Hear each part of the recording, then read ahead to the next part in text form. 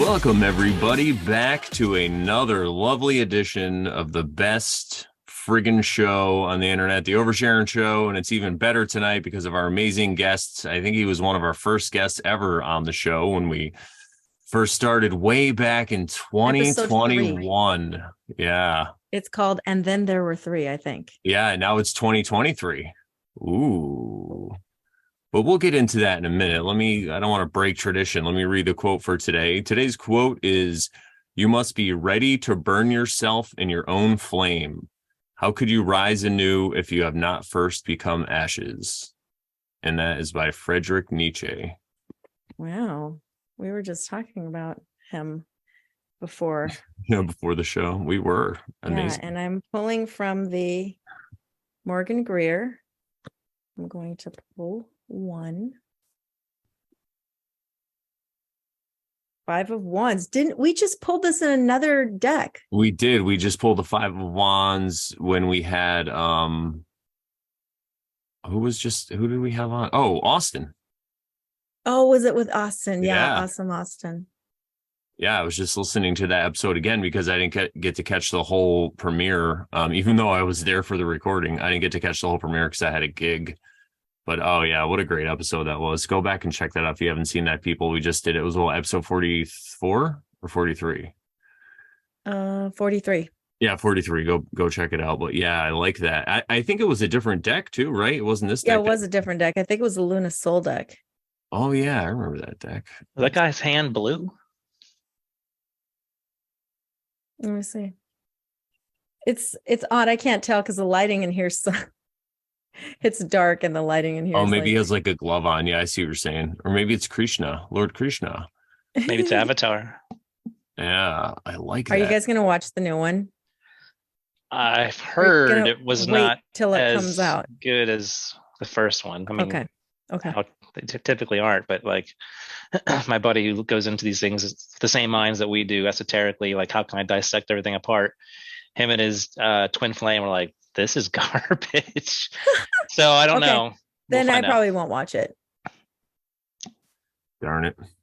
But yeah, so we talked about the Five of Wands a couple of episodes ago. Yeah, great card. Yeah, go check out that episode and you can listen about that card. We have way too much to talk about today. And what we are, first of all, we'll just say our guest today is the lovely Adam, who we said has been on our show multiple times. And I've actually been sitting next to him while we recorded one time while we were at his house, which was amazing. And Sharon was on the other end. But today, though, we're going to be talking about stuff that we talk about, us three talk about a lot in our private lives and stuff, but we haven't really talked about it on a show together yet. And that is legal stuff, anything with the legal system, because, in this, I don't know if you want to call it community or in these different communities that we're in, this is one big one that comes up a lot, but we're going to start it though. Basically, so if you really don't even know anything about it, you could watch this episode. So we're going to explain things like, how everything that they're doing now in a court system might not technically be legal or lawful or correct, but we're not sure. Of course, YouTube, don't kick us off for these. We're not making claims, but that's the kind of stuff we're going to get into. And we all know stories of different things that have happened to people and all that kind of stuff. So it's going to be very interesting. So stick around. Anyway, what's going on, Adam? How are you doing? I'm doing good, man. Yeah. This is basically like a consent-based world. It's kind of what I've kind of concluded, that everything seems to be consent-based. And I think that's kind of what we'll kind of get into as well. Whether you're consenting consciously or, by acquiescence, you didn't even know, or maybe you did know. There's some things in there I think maybe that will come up in our discussions, but it seems to me like everything's based on consent. Hence, I think people know that in the last 2 years with, where's your mask? Where's your mask? Right. So I think people kind of know consent and different ways you can go about it with like affidavits or notices and things like that. Not that we're going to get into that heavy, but I'm just saying consent. But that aside, things are good, man. The last time we talked, on the show, well, I have an announcement since last time we talked on the show, is that I told you guys in private, but hello YouTube, we're pregnant with our second kid. So she will be due in June. And is that Gemini? Yeah. June Depending on 11th, approximately when. 14th, Okay, yeah. something like that. That's Gemini. Yeah. So yeah, we just made that announcement on Christmas. It was fun little announcement. So we're very blessed with that. Oh, And our little boy, he's what, 6? I think he just turned 16 months plus 9 months in the womb. And man, I know they said kids grow up so fast, but holy cow, man! Like this dude's running all around grabbing stuff, and it is just a thrill just to watch a little man just running throughout the house. I can't imagine a different point in my time in life where I'm at now. Just kind of knowing some of the things I know, and kind of where I'm at spiritually and mentally, and just be able to kind of sit back. I'll be 44 years according to the very soon. Gregorian calendar. Wait, very soon, right? Yeah, the 30th. Yeah, according to the Gregorian calendar. Yeah, but they're like, well, aren't you kind of old? Your kids should be like going to college at this point. Like, I'm at the perfect age. Like I hear like grandparents are like, it's still much different when you're a grandparent because life is kind of settled down and things are better. And I'm like, I kind of see myself retired as it is. Started. Yeah, this is great. Like I'm already in that retired mindset. So that's awesome. We're very blessed. So yeah, man, things are good. How about you? Oh man, I can't complain. I've met a woman. We haven't really talked about it in the show much, but I'm sure we will soon. Sharon met a man. Well, already had the man, but it's crazy. Things are starting to really happen, and yeah. Nuts. I've been calling this the year of abundance, and that could mean any which way you look at it. It doesn't have to be like wealth or like gold or silver or FRNs or just an abundance. And that's what I kind of see this year happening. And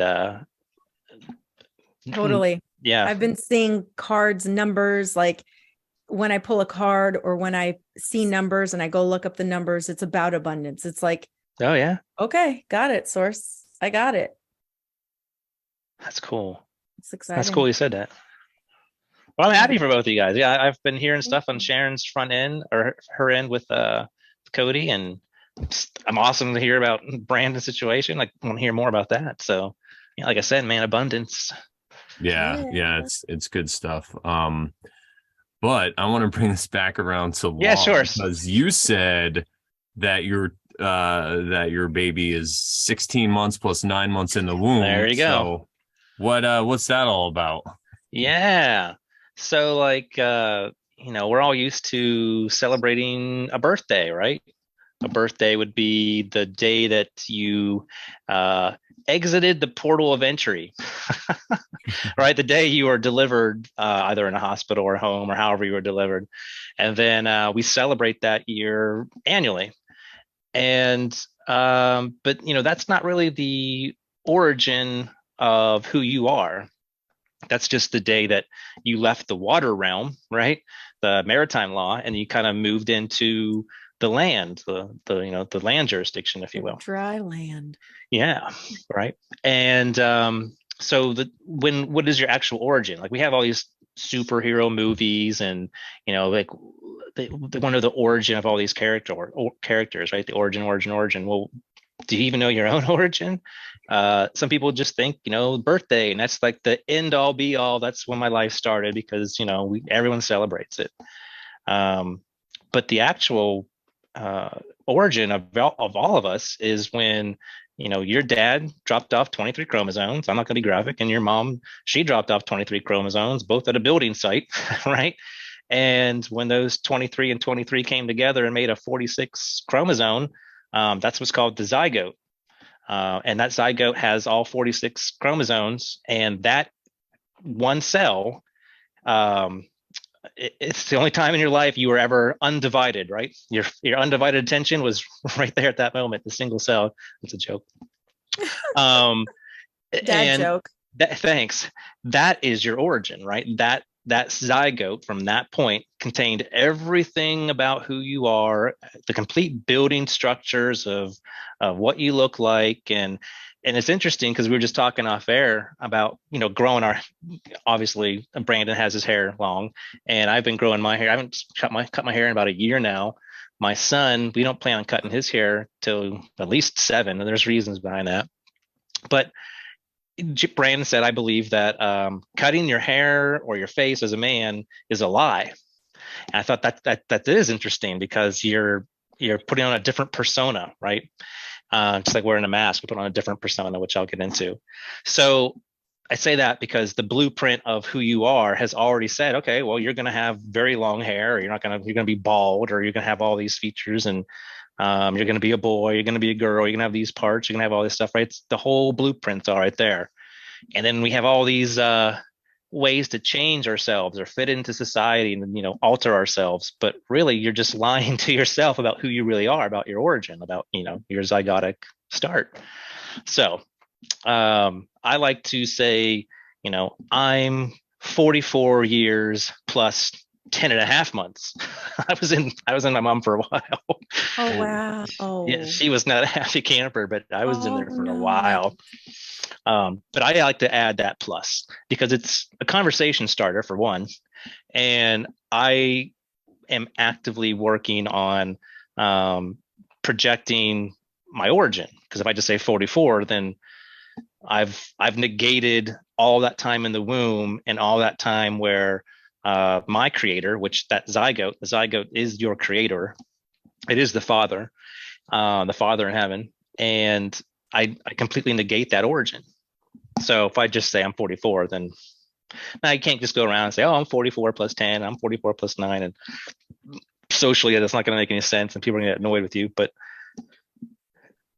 to some people who have ears to hear and eyes to see, I might throw in something like that, just to kind of see where you're at, gauge it once or twice. Oh, nothing at all. Okay, Agent Smith, I'm going to go about and just, I'm 44. So yeah, I'll just stop right there. Any thoughts on that? I'm trying to make this like super simple, because everyone's going to hearing this stuff at different points from their own truth seeking.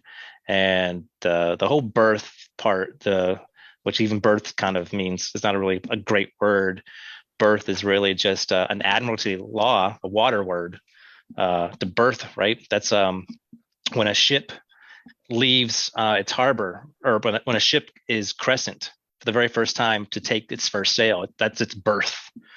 So when you smash the bottle, against the hull, that's the birth. So why should we call it a birthday when you actually just left the waters of mother? So we like to say born day or breath day. So if it's kind of in passing, oh, it's my breath day. People are like, oh, did you say birthday? But you say it quick enough where people might take a. Did I hear it wrong? Right. It's on you, because I'm still moving past my sentence, right? I'm still talking, but at least you could just say B day. You could say that's my B day. Yeah, that's true too. But I like to be a little provocative and kind of like, oh yeah, of course, poke the rod, or use my rod to poke people a little bit. So I've been saying born day and realm entrance anniversary and just weird things like that for like a good year. I don't know. It's been at least a good year, if not more. Since Adam and I started looking into these topics, probably, what was it, like beginning of 2020, like spring of 2020, I want to say we started which topics, like the birthday stuff, or the law, legal, law, topics. Yeah. And truth be told, I don't even remember once we went from the lawful legal topics and looking into that, when we started looking into like the whole. But I think it happened pretty quickly, because that's all tied up with the birth certificate and everything.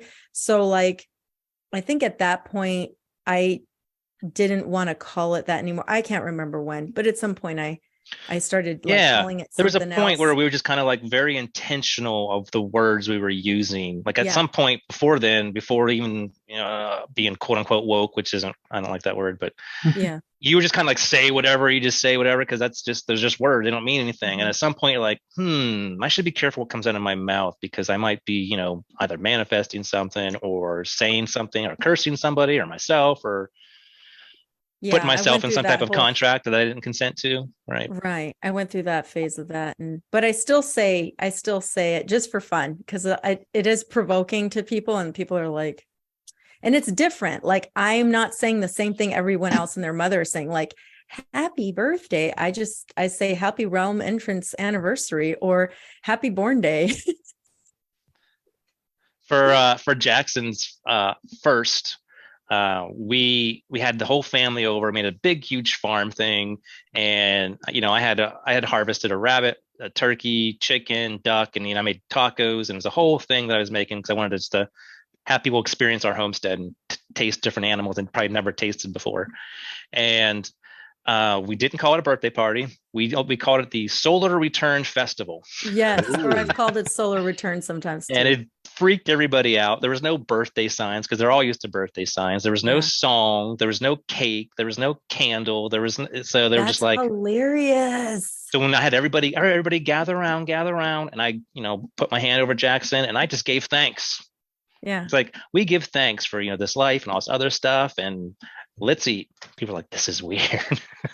That's funny. You're such a weirdo. No, that's Yeah. awesome. Like It's amazing. like everything that could possibly, like everything that we've always thought of as something like totally like normal and is like changing, right? Like I'm Yeah. even thinking about like the whole concept of like a wedding and stuff like that. And it's like, I don't know what I'm going to do about that. I'll just put that Yeah. out there. Because I mean, if I'm already like, if I already know that I'm in like a divine union with someone, Right.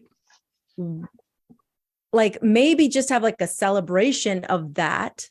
But like, why do I need to like have some sort of like thing? I don't know. I'm wondering, like the wheels in my head are spinning about Yeah. that. Yeah, it's interesting. I'm not sure. I mean, obviously with from you, but I don't know about Brandon too. It's like when you come up to these new like life events, these milestones, you start to take a pause and like, I don't want to do what's normal. How Right. should I go to it? How did people do it before? Why did they Right. do it that way? Yeah. And you just start taking a step back and like, Yeah. interesting. Yeah. Yeah. Yeah, that's cool.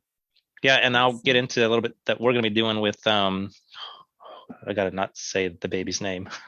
Oh, Yeah, we know the baby's name. okay. But I mean, if you can use you can use a Baby. letter. No, baby. Just He baby. goes, no, it's N. No, Yeah. Baby girl. Baby girl. When baby girl's born, we have a very interesting way that we're going to be handling her situation. Yeah. Because maybe kind of circling it back is with, you said about birth certificates, right? And the birthday. Well, with the law, they Can I interject for a second? Yeah. Do you want to tell us, are you open to telling about what like you went through with baby number one, baby boy? Oh yeah, and sure. like how that transpired so that we can have kind of a background of that before we have the news story. Yeah, that's a good idea. So Crow 777 probably 2 years ago really started to get heavy into law, and we all know that.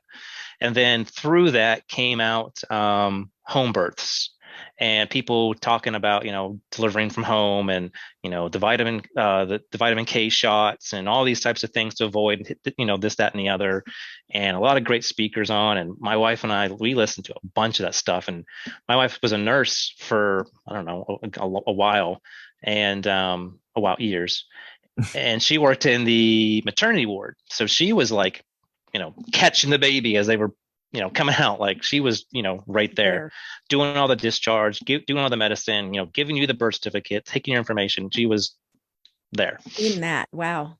And so when she started hearing all this other stuff, it's just like, pump the brakes. Some of this is, I get some of this stuff, but it's hard. I mean, probably even still now, it's hard for her to Heavy. divide, what all of her education has taught her and the license that she had to get versus, nature and homeopathic and midwives and doulas and versus, going straight to the hospital. And so, as we're learning and studying this stuff together, Alphonse also came on and started talking about affidavits. And I've drafted some affidavits, but the first I think I actually really used was we had one was when I created one to go to the hospital to deliver Jackson. But that was like the last resort. We had attempted to have a home delivery.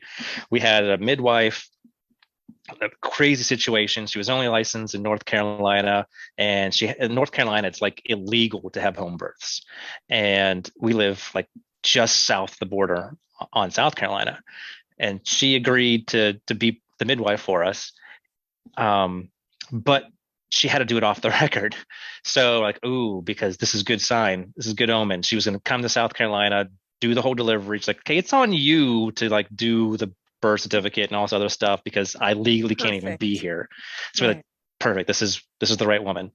And we had all that lined up, got a doula. A doula is kind of like to help, with emotions, help process things and help, like a woman, like, having like a girlfriend, a sister wife or something, not a sister wife, but someone to like bounce stuff off of. I've been through births or deliveries and I still say births. So we had all that lined up, and then Kate ended up being 2 weeks late. And the midwife was like, well, after 52 weeks, I don't help do deliveries. 52. 42. Thank you. Yeah, 42. After 42 weeks, if the baby hasn't been delivered, then she won't help anymore. And so we were kind of on the fence of like, well, why not? Maybe we'll just do it without her. And Kate had 2 appointments, and his fluid levels were like dropped like significantly, like the embryonic fluids that were in there, whatever the rate's supposed to be, let's say like 20, mid 20s, I'm just guessing. Well, it dropped like to like 9. And so he was running out of like fluids. So like, okay, maybe this is a sign that he, for whatever reason, he needs to be born at a hospital. I hated the whole idea because I'm very, legal law, all this other stuff. And like, don't touch my baby. Don't put the stuff in him, all this stuff. So in like 24 hours, I drafted like a 7-page affidavit and for myself, for Kate, and for the boy, called the boy my property. We went, got it all notarized, so that when we walked in the hospital, not to be like jerks, but we went to the hospital, like, this is our birthing plan. Like I said, like affidavit on it, but like the birthing plan for us. And so it was like, okay, here's what happens if it's a natural delivery. Here's what happens if it's a C-section. Here's what happens if Kate passes out. Here's what happens if Kate like loses blood. Here's what happened, like all these different scenarios and situations. And they were impressed that Kate, she knows that world. They're impressed that we had a tons of different options and plans. So they respected us a little bit more. They treated us a little bit differently. Plus Kate knew all of, the words and vernacular to use to kind of skate by certain things. And so when they started offering, vitamin K and other stuff, we declined everything. But there were 2 things that they wanted us to sign. Okay, if you're going to decline vitamin K and decline something else, then you have to sign these documents. And so they brought the documents and she left. Well, I didn't like some of the words that were on there, like patient and like birth, or there were just a couple words I didn't like. Well, the amateur level of law that I knew, I'm like, okay, well, this is just a contract. I can cross out or white out what I want. And I had a feeling this would happen. So I had already brought whiteout with me and like different colored pens. And, I was like ready to go in a laptop. And so I whited out what I didn't like. I wrote in the words I did like, and they were stupid enough that they had already pre-signed the witness section. So I can make this say whatever I want. And so I did all this. I scanned it all in because I was prepared. Sent it to my notar. She notarized it right then and there, sent me back official, scanned documents because notarized, here's all the stuff. And so I saved it. And then I gave those 2 documents back to the lady. She's like, okay, thanks. Maybe 2 hours later, some administrative lady comes in. She's like, you guys can't be making changes to documents. That's like blah, blah, blah. And we just both looked at her and just kind of nod our head. Well, you guys just have a nice day. And I told you. That was it. No one said another thing to us. So What you can can they do? change the documents. But then she had a C-section because there was some complications, and he was delivered.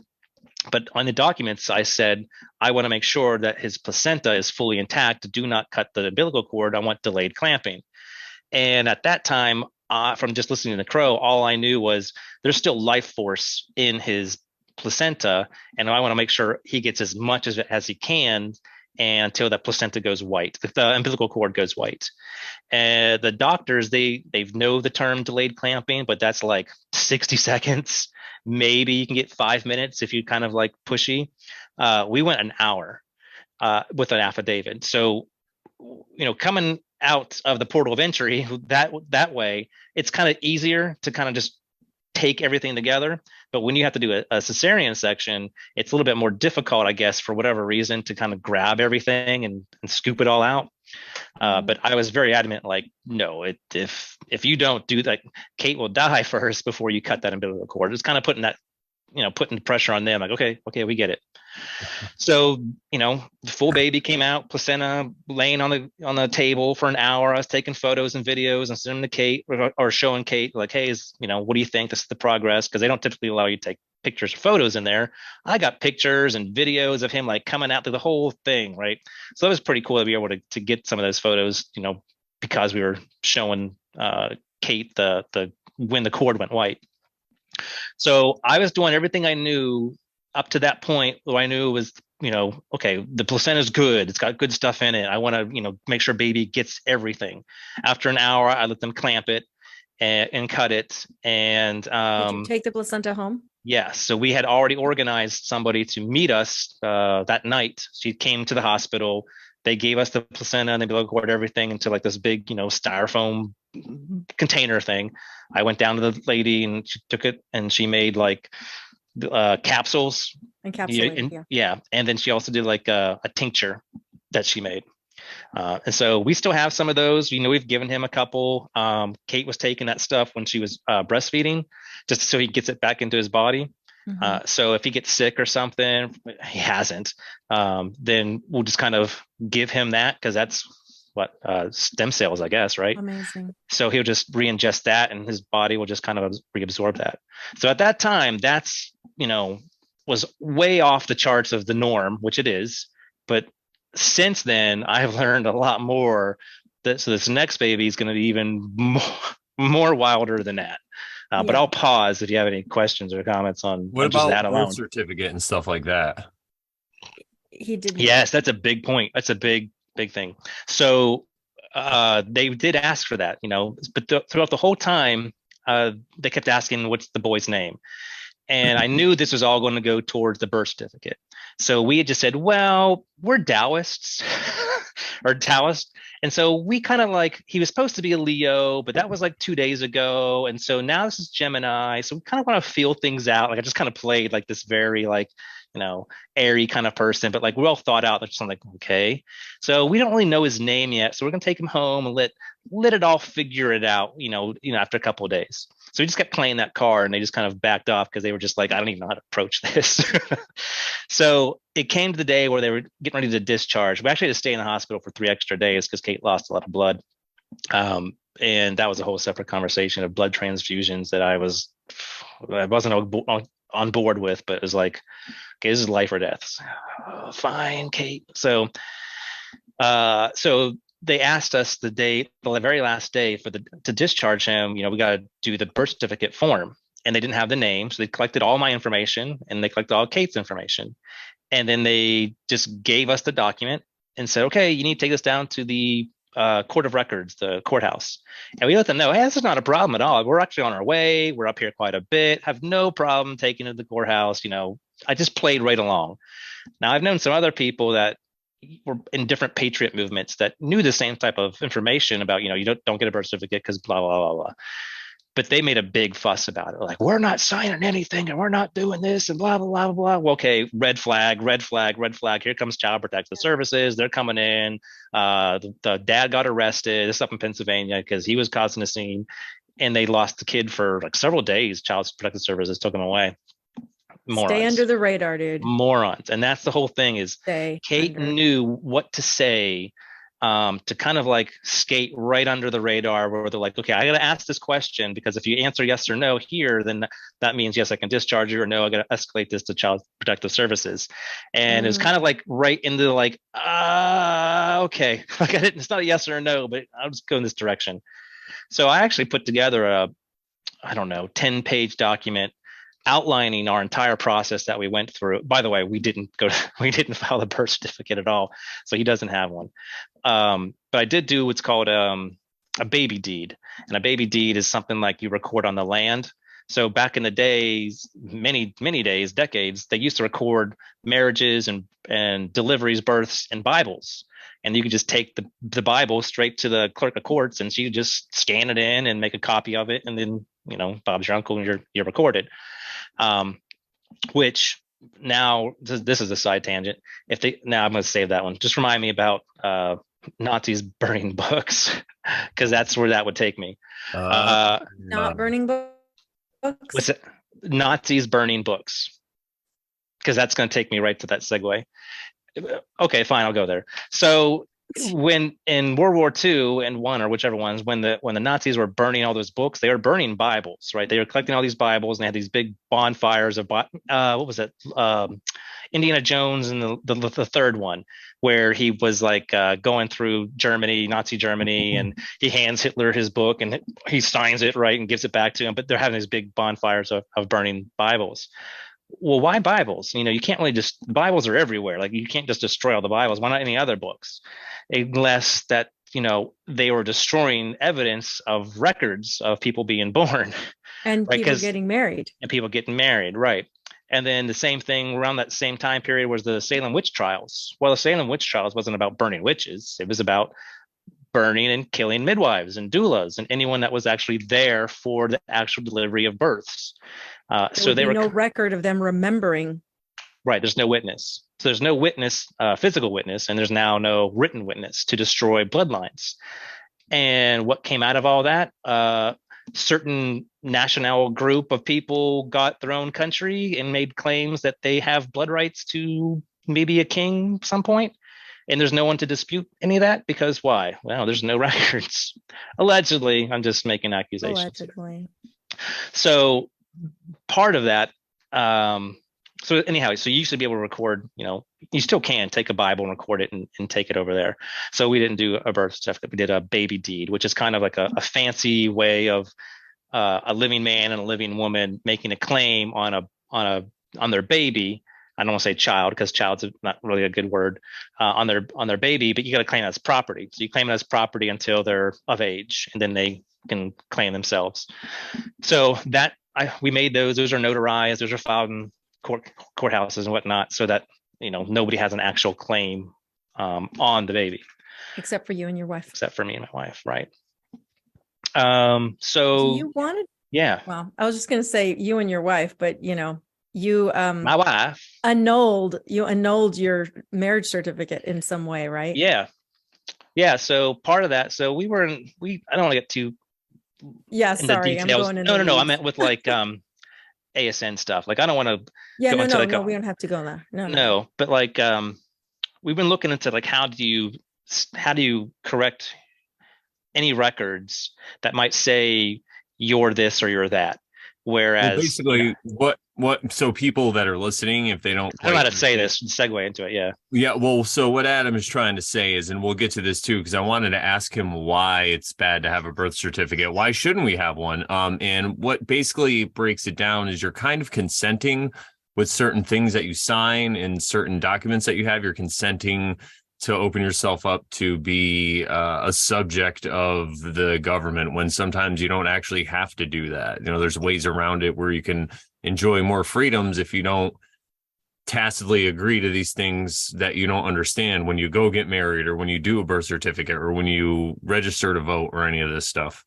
Licenses and registration. And yeah. Well said. Thanks. Yeah. So just like you were talking about the marriage, though. I don't want to derail you. No, like with taxes, right? People are like, oh, yeah, I got to pay your taxes. You got to pay your taxes. Well, the taxes, they receive their money as as a gift. I forget the name of the code. Like if you get a check and you write the back of it 5014C3, 5014C3. That's not right. I can't remember. Whatever it is, it's like 40211, doesn't matter. There are numbers that you can write on the back of the check that mean, according to the commercial codes, this is lawful money. Now, banks, when they see that, they'll completely freak out. Like, oh, no, we can't accept that money. Because banks, like, they only, central banks, they can only accept Federal Reserve notes. So let's say FRNs. That's what I mean by that.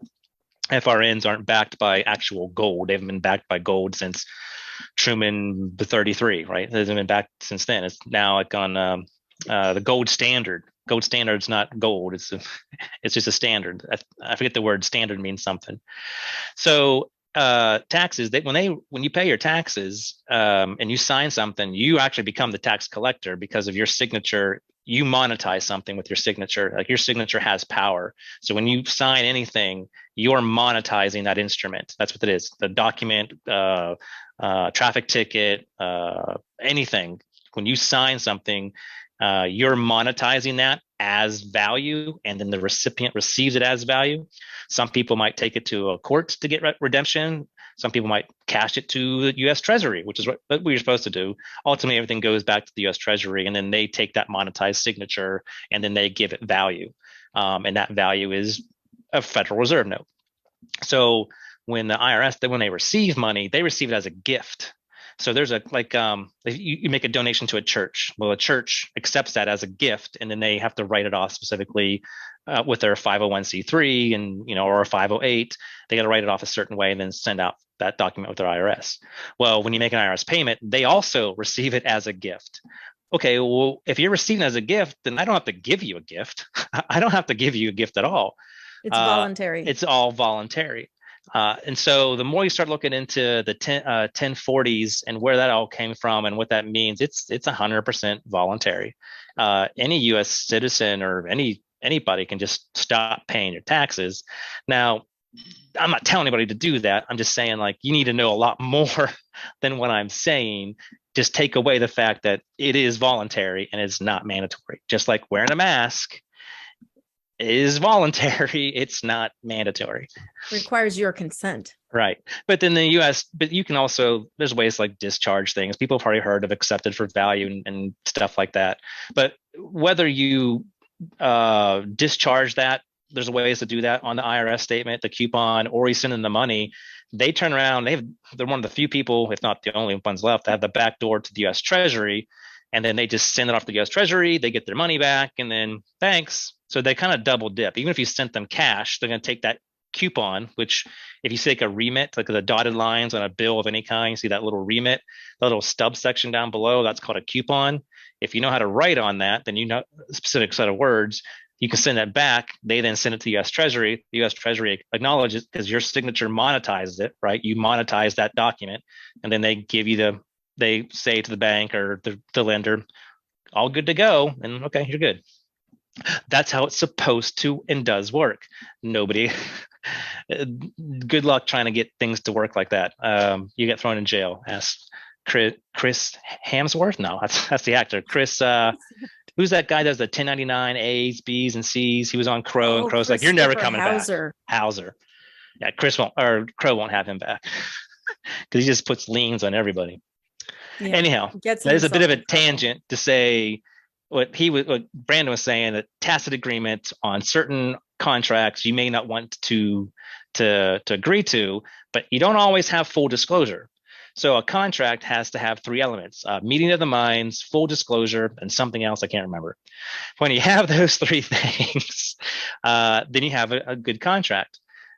So the birth certificate is not full disclosure because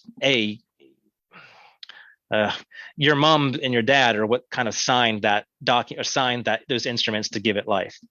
But people, and they're listed. Your mom's listed as an informant. An informant. That's right, informant for the state. And people already know this. Most of this stuff. I don't want to kind of beat the head on the nail, but the all capitalized name is not the same as the all lowercase name. In English, a lowercase, so a word is typically in lowercase. in English, if you change any letter case, you change any case in a word, you've actually changed the meaning of that word, which I'm sure Shannon knows. Sharon knows. But if you change all the words, change all the cases into words, there's no English rule that says that's even a word, period. That doesn't even say that's an actual word. That actually converts into what's called dog Latin.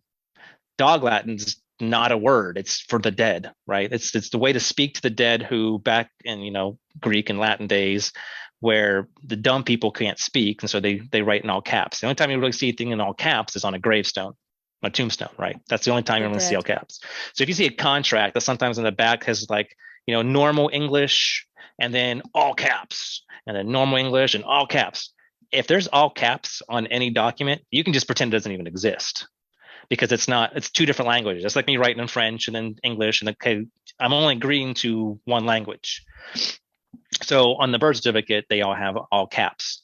Well, that's the decedent estate. So they're considering when they cut that umbilical cord, you have the man on one side and you have the placenta on the other side. They're putting the birth certificate on the placenta, and I can explain why, but they put it on the placenta.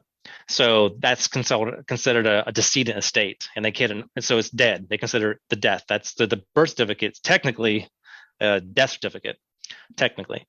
But when you go and say, "Oh yeah, that's my birth certificate," or that's my name and on the driver's license and all this stuff, you're agreeing to be what people have heard as a straw man, but you're agreeing to be the dead placenta, right? That's who you're agreeing to be. So if you're agreeing to be someone that's dead, well, then the dead don't have any rights. So if you go into court and they say, "All rise," okay, only the dead rise, and the man's wearing all black, right? He's having a seance. So now he needs somebody to represent you from dead to living so he can interact with you. And that guy that's bringing the two people back together, the dead and the living, is a bar attorney or a lawyer or Jesus Christ or the Pope or anybody that kind of brings the man back to the creator. So they're trying to tie the man back to the placenta because the placenta is the father, that's the creditor. And the man, that's the debtor. So if the debtor walks in, okay, well, I need to get credit. So you need to pretend to be the credit. Well, you're separated. So the attorney is going to put the two together, represent you. That way the judge and everybody can interact and get the money. They just want the money, right? They just want the creditor. They want you to monetize something so they can get access to that credit, which goes all the way back to 1933, Harry S. Truman. So who did I lose there? That book, Jekyll Island or something like that? Yeah. The Creature from Jekyll Island. That's the one. Yeah, that's a pretty good book. It doesn't really go into like the birth certificate stuff or the placenta or decedent estate. It really just kind of goes into that Federal Reserve notes have no value and that there's no government official anywhere or IRS specifically or U.S. Treasury. Nobody can define what money is. Nobody can define what cash is. And how they go about, exchanging monies, kind of how I was talking about with discharging and things like that. And, what the origin was of the Federal Reserve, the eight families, like the Rockefellers and the Rothschilds and different other people brought, one financial guy from each family to Georgia where they, 1913 came up with the Federal Reserve note, how to, make it a corporation, but have the word federal in front of it so that, you kind of think, this is a real deal. Official. Right. So all that to segue is no, he doesn't have a birthday or birth certificate. And how that's going to play out then, when he gets older, I'm not 100%. I know I have an updated passport where it doesn't say U.S. citizen on it. And I'm working on a different type of passport, but I have one right now, which is like the passport and then 11 pages, which is part of my application that they notarized, certified, sealed, sent back to me, and is now part of my application, which basically states I'm a living man, I'm not a U.S. citizen, I'm, these types of things. And it's kind of like just a bunch of back and forth letters that have been sent back to the passport agency in part of my application. So it's now all one application, which is interesting. My point is that you can use your passport. Not everybody has a social security number. You can use your passport. If you put the letter P in front of like your 9 digits of like your social security number, you use 9 digits. Well, your passport's also 9 digits. So if you put the letter P in front of it on like a bank application or a loan application, they'll recognize that, and you can use that in lieu of a social security number. So at some point, I'll get the kids their own passports. I'm not sure the age you have to be, maybe like 7 or 10 or something. And then whenever I you know the have answer? one from when I was a baby.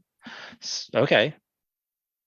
Well, then I need to look into that because I don't know the age. But that's solution. I have one where there's a baby picture of me, and I'm like kind of crying. Of the passport? Like, yes, that's funny. Yeah. I mean, I can try to find it right now. That's cool. Chat. Who's the guy that's like, that baby doesn't look like the baby in the picture? Yeah. I mean, come on. But you were gonna segue into your new baby girl. Yeah. You're gonna tell that story. So unless you want to finish up whatever you were finishing. Oh no.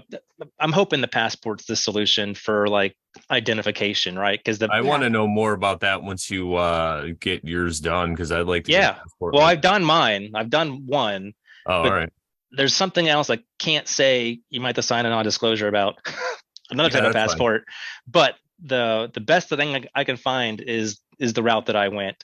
So really that route only matters if I'm like, oh, she found it. If I'm get pulled into court or something. Make sure it doesn't have like your social security number. Right. Yeah, exactly. I know. I'm like going to do this, but like, see. Oh man, that's cool. That's funny. That's not that baby. Yeah. Okay. Well, that's good to know. That's real good to know. Then I'll start pursuing that, because it took me a year and a half to get my passport application done because of the way I went through it. Does the passport look different? What's it? No, it looks exactly the same. So it really comes down to how you sign your name. Really, on the passport is a big deal. I know a lot of people have different, you guess, sign your name this way or use hyphens and colons and dots and uppercase and lowercase and this color pen and all that other stuff. But really it comes down to the intent, right? Your intent. You want to show your intent, however you sign it on the passport. You're supposed to put a thumbprint on it, maybe. I don't know. But it's supposed to be about canceling. You're supposed to use a stamp and cancel it all out.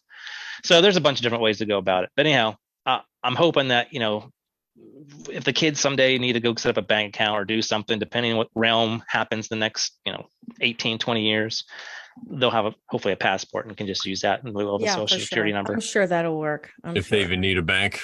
Yeah. Right. Exactly. So with the new baby, from studying stuff with Kurt, currently my mentor is Curtis R. Kallenbach. He's been on Crow probably more times than anybody else. He has I don't want to say predecessor, but a guy that Kurt trusts implicitly. He's French. I can't think of his name, but he's been on Crow quite a bit too. And he actually he takes Kurt's work and actually puts pen to paper. Is that right? Pen to ink? Is it sui generis? That's it. Yep. They're like really good friends. Okay. Yeah. And so they actually just had a really 3-hour-long podcast show right before Christmas. It blew my mind. And even Sweet was just like, oh yeah, Sweet was like, dude, your latest book, because I guess he got a copy of it before. An early copy of it. An early copy. He's like, it changes everything. And I can explain why that too. So with following Kurt, like I said, if you listen to Crow, if you have membership, go just search Curtis and listen to all of them. They're so good. He really breaks down to like why knowing your origin really matters, and why accepting the birthday is you're agreeing to a contract. So even if you go and say, oh, I joined this patriot group and I'm no longer a 14th Amendment U.S. citizen, I'm a national, or I'm a sovereign, or I'm this, that, and the other, right? Whatever. If you get dragged into a courtroom for whatever reason, and you say, oh, I'm the sui juris, or you're the there's different things you can say to let the judge know that you aren't I'm not the all caps name, right? Different ways of saying it. They might get upset or whatnot. Doesn't matter. He's going to ask you when he sees this, well, okay, that's fine. So when's your birthday? And you're going to say, oh, my birthday is blah, blah, blah, blah. That's it. He now has jurisdiction over you, 100%. because the birthday, you've forgotten your origin. If you admit to a birthday, you're admitting to human trafficking. Plain So and what do you simple. say then? Birthdays are for infants. I'm a grown man. From fertilization until my last breath, I am whole. I and my father are one. All right. Literally. That one. Yeah, that's it. I mean, that's what you would say. And he's going to test you. Like, people are like, oh, okay, there's hidden handshakes you can say verbally, or you can write something. But even if there is a hidden handshake you can say to a judge or whatnot, they're going to test the crap out of you, right? They're going to make sure that you actually know and can speak and talk the talk. And so the point I was getting at is if you agree to a birthday, you're actually agreeing to human trafficking. So when a baby's delivered in the hospital or at home, a delivery is defined in medical practice as the baby, the umbilical cord, the placenta, the caul, the wall, everything inside the embryo sac is a full delivery. So if all that stuff doesn't come out whole and complete, whole, it's a key word, then it's not a full delivery. It's when they cut the umbilical cord. That's how they make all men equal, right? The equal rights for all men are created equal. All men are created equal if you cut them 6 inches from the belly button. Then yeah, all men are created equal. But otherwise, they're their own unique God, right? Your placenta is your father. It is your creator. It is the zygote. It created you, informed you, and gave you life. And out from that stem, out from the stem of the father, the tree of life, came a stem, and out came a fruit, and that fruit was the baby. That was you, right? So when they make that cut, the man has fallen. That is the fall of man, right? You fall onto the floor. What was that song? Her placenta fell to the floor, Yeah, right? live. The angels opened their eyes. That song is about that event, the cutting the umbilical cord, the separation of man from father, and they hear the cry down the hall. And the lady, she opened her eyes, like, what have I done? Right? I've separated my son from source. So a doctor, he needs to have a license to do something which would normally be illegal. Well, the biggest illegal thing he can do would be human trafficking, cutting that umbilical cord. It's the same, like if I just go around cutting people's arms off, right? That's human trafficking. I've just cut off your member. Well, that's still a member of me. It's still part of me. It's still connected. That's 1/8 of me. And so I'm still using all of my biology. Like if you cut off my arm and you go put it in a bank vault and say, okay, I got your arm on deposit. Well, that's still my biology. It's still my property, and I'm still using it. Just because you have my arm doesn't mean you own me, right? It doesn't mean that you have any claim over my DNA or anything like that. That would be trespassing, but you can't. Same thing with the placenta, right? So here we go. When they make the cut, they separate the placenta. The placenta is the creator, and they put that on deposit. When they put that on deposit, they say, okay, well, this man, this woman is going over the course of their life make this many hundreds of thousands, millions of dollars. And so that's their net life worth. And so we're going to put that on deposit. And now we have evidence that we own you and now we're your God because you're separated. You've forgotten all about this because you're celebrating a birthday. You don't even remember your time in the womb. You came right out, cut yourself off. You celebrate the day you came out and forget all of the 9-10 months inside of the womb. And now you don't even know who you are.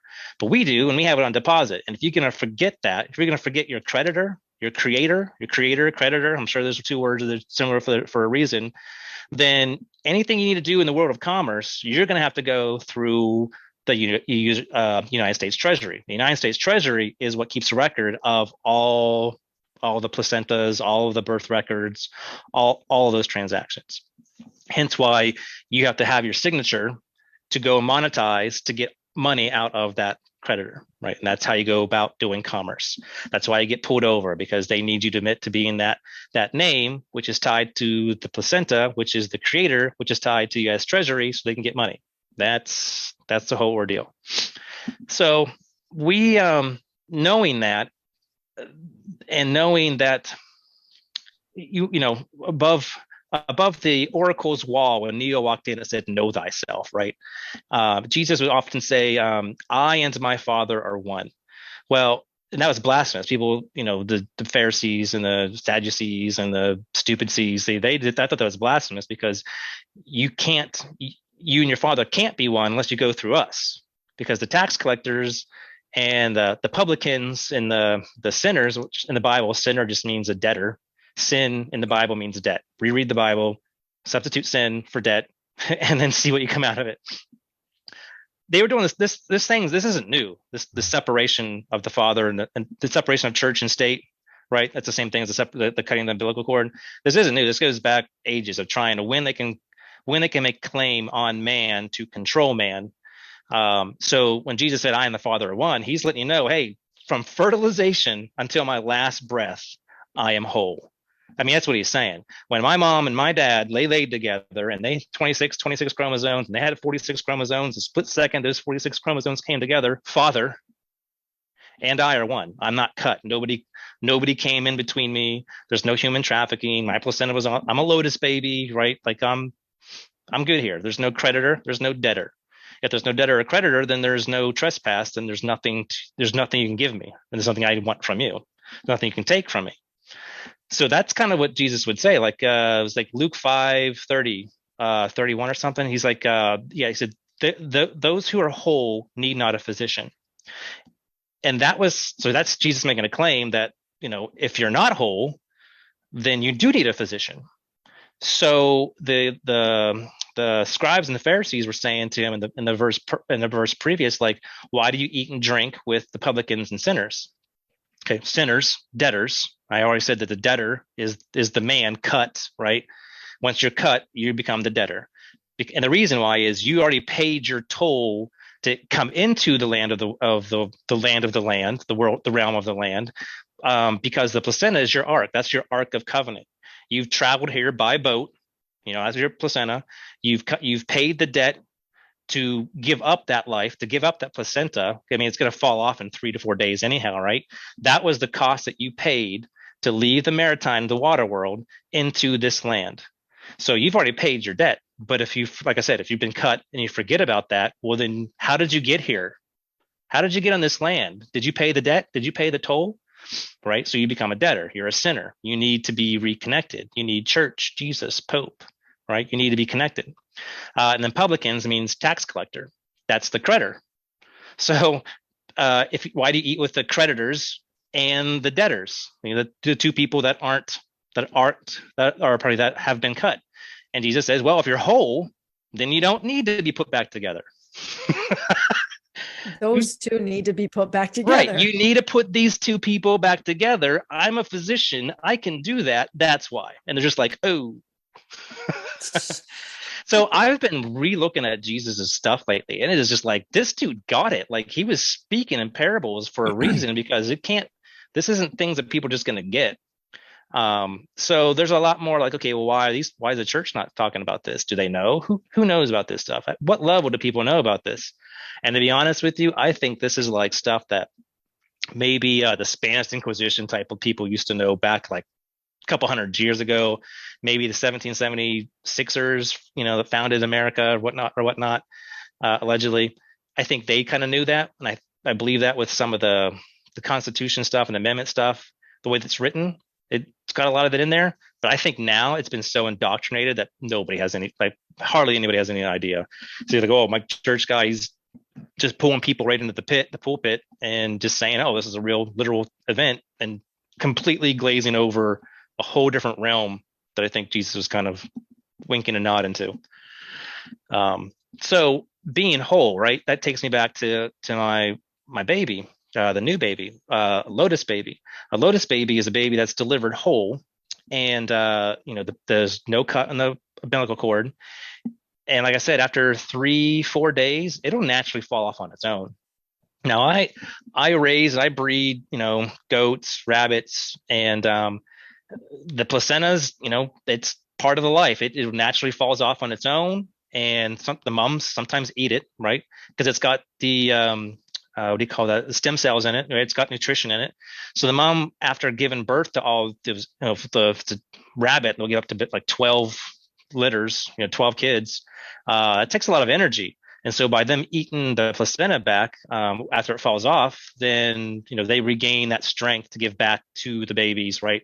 So even in nature, each baby rabbit is born with its own placenta, and then once it falls off, mama eats it. Yep. That's crazy. Yep, absolutely. Yeah, and rabbits can have to I think the world record's 24 rabbits or something like that. One rabbit's had. Wow. But in nature, even nature knows the value of that placenta that's being born. It's not just discarded.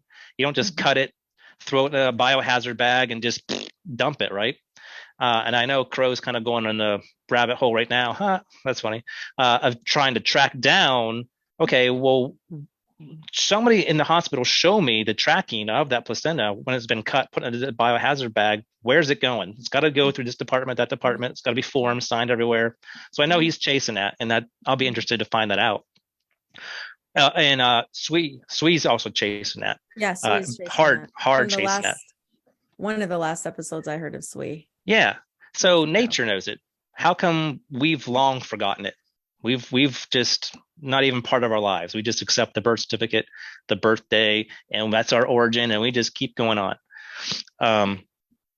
But for our baby, we're going to be doing a lotus birth. So that's, baby's going to be born, whether it's through the portal of entry or another cesarean section. That's something Kate's going to have to decide on her own, right? But my goal is to make sure the baby's protected and whole. If it's home, awesome. That's easy to do. If it's at the hospice, then or a foundling. Hospital. I said hospice for a reason. And our foundling, they're basically foundlings. Okay. The Knights Templar, the Knights, foundling Knights. That's a whole thing. Then I need to walk in with an affidavit and have it all drawn out. And she's been on the phone for days and hours talking to midwives, hospitals, different centers, all across the state, North, South Carolina. Who's going to let us do either a portal of entry delivery or a cesarean section delivery as a lotus baby? And she's been having a really tough time, because it's just no, you can't do that. You can't make any money off of it. Oh, and it's unhealthy and it's unsafe, and you're putting everybody in danger. So there's a lot of uphills if you got to go do it through the corporation, and she's working on that. And but anyhow, we're gonna spend however many days it's gonna be, 3 or 4 days. That's gonna be a time of honor and respect, because when a woman delivers the baby, she's got to go through the pushing and the whole contractions. Well, when you deliver the placenta, if it's left whole and uncut from the umbilical cord, you got to go through a whole nother delivery. Contractions. People consider it a second delivery. And some cultures consider it that's your twin. That's the other part of you. So, people sometimes are like, oh, I'm looking for my twin flame, or I'm looking for my other half, or my soulmate, or I feel incomplete. Yeah, it's because somebody cut you from your source. What would happen mentally, psychologically, consciously, spiritually, if you were never cut and you were just that naturally fell off on its own? What would your world look like? What would you feel internally? I can't wait to know what your baby that's my gift to her. That's a life. That's a whole existence gift. That's amazing. So that's what I'm very excited for her. And I want to go 2 different paths. One is what I'm going to do with the placenta afterwards. And the other is Brandon and I think the very first time you and I actually talked, we did a tarot reading. You remember this, right? Yeah. And then the tarot reading we did was very unique. And I know you thought this was kind of weird and interesting, and definitely some synchronicities going on. And my mind's being blown the whole time, because I knew it had to do about my future daughter. All 5 cards had to do with my future daughter. It was just mind blowing. I've documented all this stuff. I remember that. And it got so profound that I actually started having dreams, which we can segue there too. I started having really intense dreams. I love dreaming. Dreaming's my favorite part of the day. I take my vitamin B12. I get my night mass. I set the temperature the right way. I love my dream world. Before bed. Honey. Oh, that's right. I haven't done that one in a while. So I had 2 very specific, hardcore prophetic dreams of my daughter, my baby, visiting me, talking to me, and all this other stuff. And I'm like, Kate, I think before Jackson was born, like I think Jackson, Like the a boy, month or is two a before Jackson girl. was born. Mm-hmm. Yeah. And this was like right after I got the tarot reading from Brandon. And Kate's like, okay, well, we did a couple more checks. It's definitely a boy. And then my wife does not dream. I mean, she's probably had 2 dreams since we've been married, and both were like nightmares. She had a dream probably a month, before Jackson was born, and she said it was intense. She just gave birth, delivered, and it was a girl, and the girl came out, and she's just like speaking, prophesying, just like talking straight to me, and like her and I just like instantly just like having these deep conversations. And Kate's just like, what's going on? Oh my And God. she woke up, she's like, we got to go check. It's definitely a girl. Like 100%, this is a girl. This is a girl. And so it wasn't. It wasn't a girl. It was amazing, amazing, beautiful boy. We love him. But it was either you, Shannon, it was you and 2 other ladies from our group were like, well, maybe you just need to speak out her name to the universe, because obviously she's making her presence known to the 2 of you in very profound ways. So before Kate went off to go find the last time, is it a boy, is it a girl? We both sat and instantly we both knew her name. Like we knew the first and middle name, and we spoke it both out. It's a girl, it was a boy. But since then, we just like, where is she? Like where, like we've been asking for her, trying to talk with her. Well, now she's here. So the way she came in to Kate's really cool story, but I'm not gonna share it. And so there's just something about her already. And I'm just speaking from my own personal experience, but there's something already profound and prophetic about her. And I haven't even she hasn't been delivered yet, right? I know what I'm going to be doing with her placenta. Like I said, I feel like there's something here. So it's a whole nother realm to unlock. Other cultures, they used to, I know I'm ranting here, but they used to respect the placenta, and either some families would eat it like nature would. Some would have a separate burial, right, for that. But however they did it, they knew what it was. They knew the power behind it, and they put the honor. Some cultures, or even now, say that is the sovereign. Like that is like when like Hemingway or like very profound people of our time had like a higher calling. They say these people had like a higher calling. Well, CULL, call, that's the placenta. So some babies are actually born with the placenta like indented on their head. And so that creator, that whole origin has just been like, spent their whole 9 months with it just like invented on their head. And it kind of gave them a higher calling. They were more like, savantish, right? They came out more savantish. So there's just power there, and other cultures knew it. So we want to kind of honor the same way and treat those three or 4 days as if like, well, not as if, but her sovereignty is here, is intact. I mean, there's got to be a reason why there's no monarchs anymore. There's no kings, there's no queens, because we've made everybody, all men are created equal. Snip, snip, snip. You've lost your sovereignty, right? Wow. So if you're whole and you're complete and you know your origin and you know thyself, Neo, then what do you unlock? And I think that's the next big chapter in my life. Like we're full big circle marriage, it's a big milestone in our lives that this is what we're pursuing. And, we got 6 months to prepare for all this, but that's the big direction I'm heading. So I'll pause there and let you guys say whatever. Well, I just want to say quickly, the only thing I heard you say in the last hour is that we're born from trees, and I'm so excited.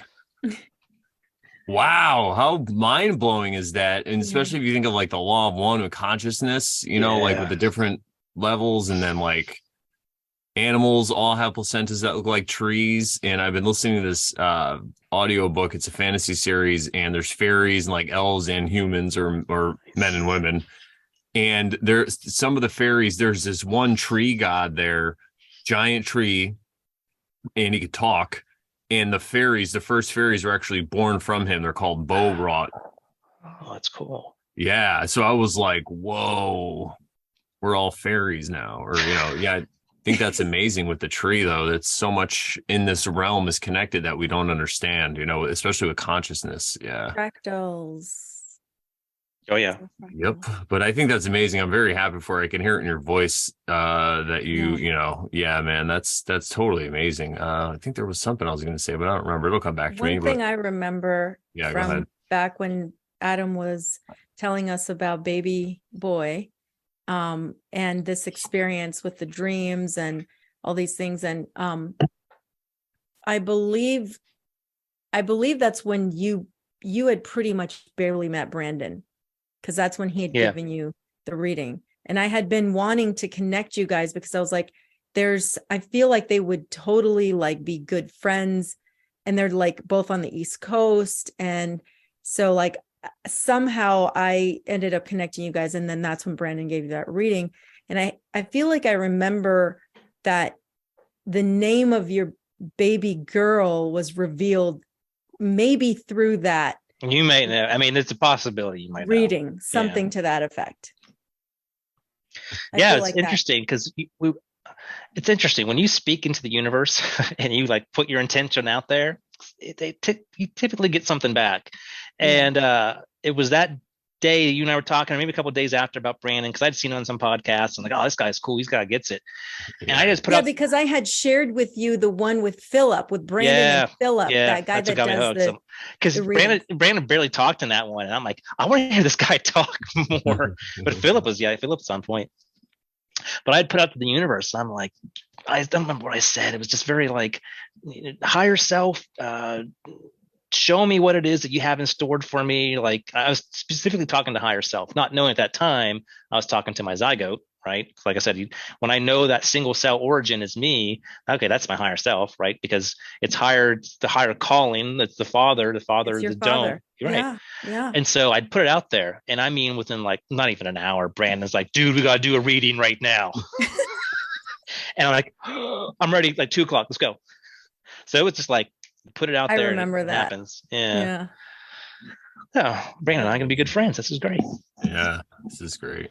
What a crazy yes. So you wanted to talk about unless you wanted to finish that, but I was going to say, don't forget to talk about the placenta and what you want to do with it. Yeah, that's exactly where I was going. Thank you. Yeah.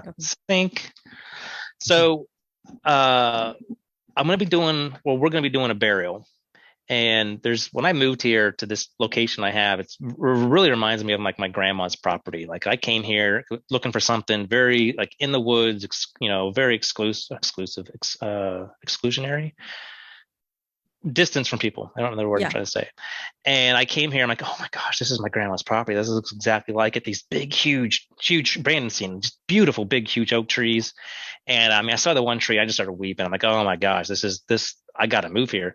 And the realtor's like, you should probably negotiate. Woman, give me the paper. I'm signing right now. I don't have time to negotiate. This was like January, February, March, April 2020. Like when Trump made his announcement of like emergency lockdown, I called Kate up immediately. I said, Kate, it's time, sell the house. Like that day, the emergency lockdown, I was like, I see the writings on the wall. And it was a really hard time. We went through tons of different properties trying to find this place. I digress. Fun story, but I digress. So one of the big trees here, going to be doing a burial. There's a tree in the side here and there's a tree in the front yard.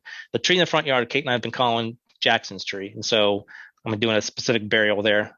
And then the tree over here is where I'm going to be doing her burial. So we're going to dig a big hole in the ground. 3 feet is about all more I can dig. And, after it falls, put it in there, put our intentions there. Not have like a mourning dressed in black, just kind of like, we reckon we're earth to earth, ashes to ashes, whatever that crap is. And, have a burial and recognize what it is, thank it for its journey, the boat that brought the baby here, and put our intentions in there and just let the earth figure out, let the earth figure out from there.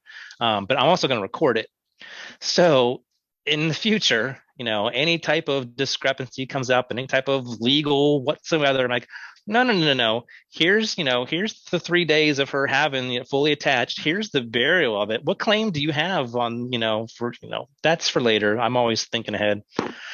So that's what we're going to be doing for her. Just like have a nice little memorial.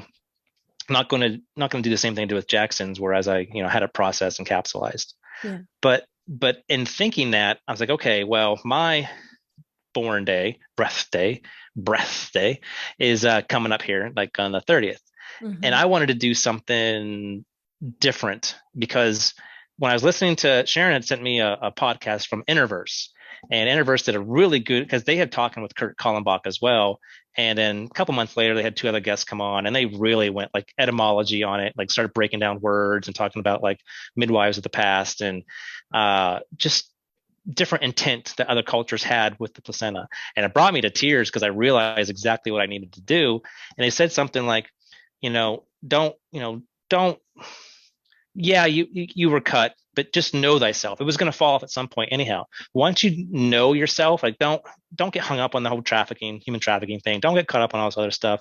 Just know thyself. Do you recognize it? Don't forget it. Well, you know why? Because it's a mental trick anyway. Technically, at the end of the day, Yes. it's a mental trick. So all you have to do is figure it out and just not let it affect you. But yeah, go ahead. Yeah. That's it. No, that's it. Yeah. That's literally it. And when you walk into a courtroom, I know I keep talking about courtrooms because it really is, in my opinion, and others that think this way, this is the be all end all of all legality, period. And I use the period intentionally. Uh, Initial period. Now, maybe we'll have time to get into that because all law, all statutes, all codes, all commandments, all amendments, all regulations are all based on the cutting of the umbilical cord, church, everything, like everything. Wow. And when I follow Kurt's like, all right, here's this case, here's these laws, here's this stuff, boom, boom, boom, boom, boom, boom, boom, boom. Here's Black's Laws, Fifth Dictionary, give me a word, boom, boom, boom, boom, boom, boom. That's all it's based on. And so, I then because of all this stuff, I start to question, the authentication of the 1776 Declaration of Independence but at the same time, oh, gosh, I want to get into so many different things. I got to stay on point. Reel me back in. What was my main topic there? Well, I want to know what you were Cool. going to say about the Declaration of Independence. Well, All these things, you're saying all these things I think start it has, with the cut. yeah, it does, because I think the reason, people want to quote the King James Bible, like, oh, that's the official version. I'm sorry, didn't people flee England to get out of the rule of King James to come to America King because they George. didn't like him, changing all the Bible and the religion, adding stuff and removing stuff? Didn't they? Isn't that why they left? So why are you going back to claim that? Yeah, I'm just What if questioning here. And what if now every time we hear about things in history with the Christians and them splitting up and all that stuff, what if it was just about their own legal system and it had nothing really to do with the faith? It was more of a legal thing because they were true Christians and they knew what Jesus' true message was through the parable, or maybe they figured it out and that's why they branched off and then they just kept getting co-opted, as the time went on. And Yeah, then we get it as a story as, oh, they were just had religious beliefs that were different.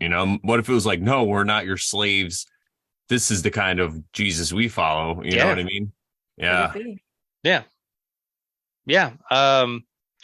Uh, the the first followers of Jesus, I believe, were, now I'm not going the whole literal versus literary. I'm just stating the first followers of that work were called Luciferians because Lucifer means morning star, and that's the title Jesus was given, the morning star. So the people who followed the morning star, Lucifer, were Luciferians.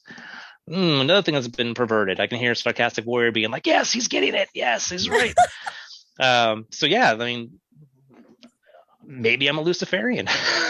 Because like just saying things like that really just like thought provoking. I'm like, yeah, I'm a Darwinist. I believe in evolution. Because when I just segue right back to the placenta with that, we're told that evolution, right? It's millions and millions of years. Like you came out of, there was this ooze, you came out of the ooze and you were like a fish and you were swimming through water and you grew legs and you came out of the water and you were walking on the land and you became like this animal and you kind of morphed into something, you were crawling and then walking and Oh God. you know where I'm going with this, right? So yeah, I totally, that's called Darwinism. 100% are in evolution, totally on board because that ooze when mom and dad lay together, there was that primordial ooze, and out of that came a single-celled, fish or a sperm or whatever, It looked like spermum. a fish for a little Sure. bit. And so it was swimming around in waters, and then it wasn't 9 million years, maybe 9 months, but then I went from one cell to multi-cells. That's called evolution, by the way. Evolution is going multi-cell, more cells, and then I grew some legs, right, and I'm swimming around, and I came out and I started crawling around the ground. I started stumbling and walking, and here I am now. So yeah, I'm a Darwinism Darwinist, or whatever you call it. Totally right. Because that's Darwinism, right? That's nature. Now the trick is that the binary trick is intelligent design. We're taught to think of intelligent design, right, as like the God created all this stuff, the voidless, godless outer space realm, and all these flying rocks and hurtling worlds that don't even exist. That's intelligent design. Well, actually, allegedly, well, not even allegedly, it's just make believe. Where's your hat, Brandon? I just vomited right there. The birth certificate is what's intelligent design, right? Because you intelligently designed it. It has nothing to do with the creator creating this 3D, 4D, 5D, 6D realm, whatever this is. So by choosing intelligent design, you're foregoing, again, your origin. It's another trick, right? So anyhow, Luciferian. I think they're also called 14thers. Something about that. I can't remember. Yeah. Who knows, man, with the filters that history goes through. That's why I try to look at things allegorically, just like I look at religious texts and even like works of art like Tolkien and stuff. But if you look at history in that point of view, you can kind of still get, because just like the Darwin story is true, it just wasn't 9 million years, it was 9 months. Same thing with history. I think there's some element of truth in there. That's why it sticks and it resonates with people, but they're just not focused enough on it to question it or look deeper into what it really means. And what if that's really what Christianity, like if what was that guy, Martin Luther, like what if his Reformation was just because he wanted more freedom, like. It's funny you say that. I think Steven Spielberg now owns Martin Luther King's speech. Oh, I'm talking about Martin Luther from the. Sorry. Yeah, that's right. No, but that's funny too, though. That's funny. Martin Luther, he wasn't a king, though, We was kings. Oh, so I can tie the birth certificate and all this and COVID together too. Okay. So the birth certificate, like I said, it's on bond paper, so it makes it official U.S. Treasury backed cash currency value, right, on something. Well, following Kurt, he actually had put 3 notices out to 3 different people about exposing or coming to fruition and realizing, and then putting out and exposing the whole zygote, the origin, the conception. People say, "Oh, I was conceived." No, conceived and conception is the same word. It happens 5 days after fertilization. Fertilization occurs, and then there's 5 days before you actually implant into the wall of the uterus. That's conception. Which that's the earliest I think anybody can make a claim on you. Catholicism, I think that's the earliest they can make. But you can't ensure an act of God, so they can't go beyond that, because when 2 come to 1, when 2 or more come together, there I am. From that point to the point and then plants into the wall of the uterus, that can't be. They can't account for that. They can't ensure that. It's, unshareable act of God. So the birth certificate, right? That's that's where the money that the creditor are. They want you to be the decedent estate. Well, Kurt had noticed like the Department of Health for his state by noticing her saying, "Hey, I'm claiming my zygote. I'm claiming this. You're doing this, that, and the other." She immediately resigned, because if she had went 1 day more, she would have been guilty of human trafficking, because she had been agreeing by acquiescence through silence that she agrees to this, and now she's part of it. If she had worked 1 day further, it got escalated up to the law team. They're like, "Oh, you got to leave now. Like he's noticing you. You now are aware of it. You have no deniability. Period." Oh, I got to get back to the word period. He does enough job with that. So then he sent another one out to the World Health Organization, secretary there. As soon as she got it, She quickly resigned, like instantly. This is like 2019, like late 2019. And then he's like, okay, I'm now going to send this to Trump, right?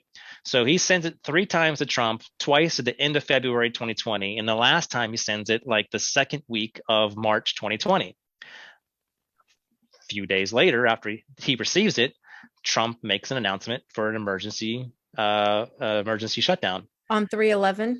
Yeah. So like days, just that same week that he gets it, he shuts it down. Because what had happened is he had claimed and exposed that the birth certificate is fraud. He can, not just for himself, but like the entire realm. The birth certificate's fraud. I can claim all the way back to Zygote. It's human trafficking. So that's why, I've been hearing that the government went bankrupt, and that's the whole reason, for the real reason behind the scenes of the whole COVID thing. And then there's this is all just masquerades. So I've been trying to figure out. Pardon me for burping so much. This is good tea. I've been trying to figure out what caused the bankruptcy. Well, it was this.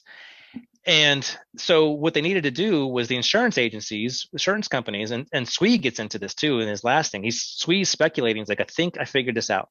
The insurance agencies, they were unable to use the birth certificate as the insurance for all your assets, your whole life's work, right. And it's like, well, this notice is going to expose it to the whole realm. Everyone's going to know about it, and then we're done. Like the whole 2D world just goes away.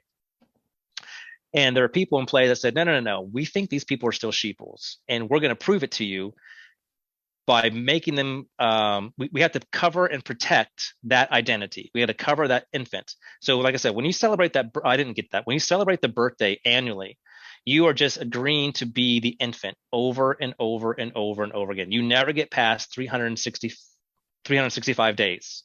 So the day you're born, okay, fine, that's your birthday. I don't really care.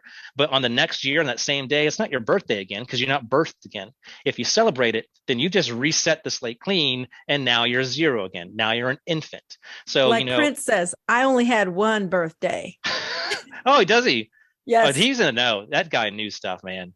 He knew stuff. And that's why on some of these patriot movements, they talk about like, well, you need to let the courts and people know that you're an adult, right? You're not a minor anymore. And that's like the big thing. It's like you're no longer ignorant. Well, if you consider a birthday, then you're still an infant. So wouldn't it be funny if, just to interrupt you really quick, if you're like trying to do this in court, you're like, I only had one birthday, and you say all this stuff, and then they start pulling out pictures of you like celebrating your second and third birthday, and they're like, oh, we got evidence. We know. I just enjoying some tasty cake. Yeah, you ain't got none on me, Copper. They start pulling out pictures of you like blowing out candles. You're like, oh, that's a good thing you said that, because you can if they have a video of you doing whatever in court, or have a picture of you doing things in court, and they say, is this you? No, and you're not lying, because I'm me. It's an image of you. I'm here right now. I'm me. But that's you don't give them the answer, because then they're going to try and change it around. No, it's not me. No, it's not me. Yep. I'm me. Is there a way to say it and remain in honor, I wonder? I think if you just ask questions. Would you say, like, if they said, is this you? Could you say, do you have any evidence to prove that it is me? Oh, I would say something. I don't like to answer the question directly. Yeah. I think about these things, but I do want to answer the question without answering the question directly. I would say, I am all present and accounted for. Because now they're saying is a big word. Is means like, is like. Ask Bill Clinton. Exactly. Well, it depends on what your definition of is. And he's right, because is means like, is this you? Okay, no, I'm right here. Yeah. That was me. But is, no, I'm is. To be or not to be, I be. What if they say was? It do be like that. Wait, what? What if they say was this you? I don't know. Yeah. It doesn't do anything. I don't think you can do anything, because they need present. They need the present moment. They need you, because they need you to somehow become not you, right? They need you to either become the birth certificated character. They need you to become a license. They need you to not be you. Then you're saying that's you instead of you. Yeah, right. It's the golem, right? They need a golem to work with. They can't use the dead. Yeah. Gotcha. So that's the mind trick. I But was once you know the thinking mind of trick, it. then it doesn't matter how you go about saying it. You just know the Yeah, mind yeah, trick. totally. I was thinking like if they had a video of you doing something and they're like, "Is this you?" But if they're just trying to say to you, "Oh, is this you?" and you're like, "Yeah," then you're like, "Haha, we got you." I love it. No. Oh, yeah. So the birth certificate, the bond paper, it's not worth anything anymore. And so they need to find a way to insure the infant. Like I was saying, that's what, going back. They need to reinsure the infant. They need to make sure everybody still accepts themselves being an infant, because everybody wakes up and says, "No, I'm not an infant anymore. I'm an adult. I'm a big boy, right? I'm a big kid now." Toys R Us. So what they did was, okay, we need to cover the infant. Now, Sigmund Freud called the infant, I don't know if you know, he called the infant the id, the ID, the id. That's the when your identification. Do you have your id? That's the identification, the id, the infancy. So the insurance company needed everyone to cover Their the id. id. Id. COVID. So that's, I know it seems silly, but that really is what that was. It's the COVID. I mean, it's all capital letters. It's not a word. People are like, "Oh, Ovid." Okay, but OVID might be someone's name, but capital C, capital O, capital V, capital I, capital D is not a word. I just explained earlier. There's no English language or English rule that says that all capital word is a word.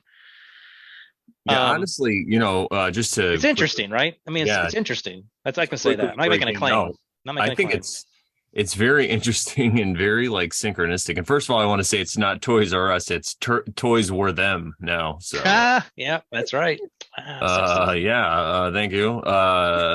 But what I was gonna say, what the hell was I gonna say? I did want to say this. So Kurt's talking about like the system coming down and all this stuff, but do you think that's a good idea for most people in this world? I don't know, man. Because what I see, like, so I live, living with my parents. Everybody knows that right now, and they watch a lot of this court TV stuff. So I'm always walking in and out of it, and I'm like, maybe they need this court system for most of these people in there. Like I know it sounds terrible, but if we could just find a way to be like, listen, guys, can we just have a truce?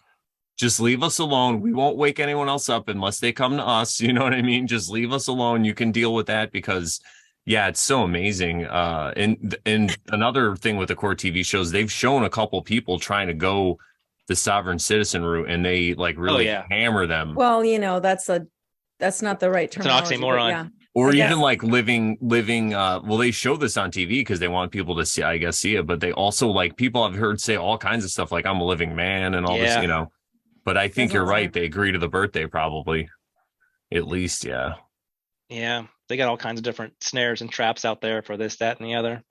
But the more I'm thinking about this, and I know from Kurt and Swee's last conversation they just had, they're both at a point now where they've had Kurt's been doing this for 13 years. I don't know how long Sweet's been doing this. His history is incredible from what he'll expose. They're both at a point now from having this understanding of what do we do now? Not like we've exposed everything. We've solved everything, right? If you will. What do we do now? What do we do with this? And Kurt's like, with his book being done, he's like, maybe I'm just going to find myself a little bit of trouble to get into with the law and just do my thing through the law system. Because like nobody wants me in their courtrooms, period. But I want to put my work into it and see what happens, because he doesn't know what to do next. And the last time he put his memoir into the court records, the first time the thing that he served all three of those people, when he took that and put it into the court record, he went to his courthouse, he filed it, and came back out. Well, he signed it a very specific way, like Harry S. Truman does, which I still haven't even gotten into. And the lady comes rushing out of the courthouse because she saw the way he signed his name. And she's like, sir, I just want, or Kurt, I just want, I'm the clerk of courts. And I just wanted to say, thank you for coming in today. It's very nice meeting you. Hope you have a nice day. That's it. And she just walked. He's like, what was that? It was later. He started seeing some of these things coming together. But I think that, the devil is not supposed to, quote unquote, the devil is not supposed to, he can't do anything without giving a full notice or full disclosure, right? He has to make the world know what he's going to do before he does it, however that works. I think tying in what Brand just said is, the peace treaty, come on guys, let's take a break or whatever for the courts. If you look at their laws and have in your mind that everything has to do about the separation, but you got to know what some words mean.